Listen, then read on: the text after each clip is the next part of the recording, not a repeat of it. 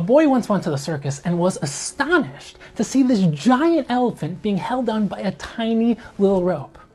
He was so astonished that after the circus he went over to the trainer and he asked him, how is this giant elephant being held down by this tiny little rope? It can break down a brick wall. How is this little rope holding it? So the trainer smiled to him and said, when this elephant was just a baby, just 250 pounds, it was being held down by this same rope.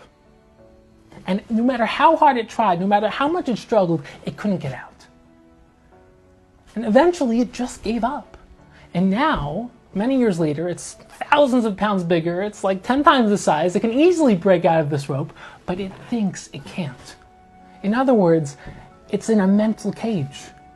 The elephant can easily escape. It's not really being tied down, but he thinks he can't escape.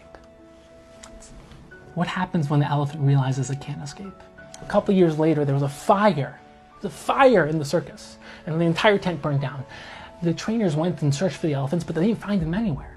A couple hours later, they were searching in the forest, and they found the elephants.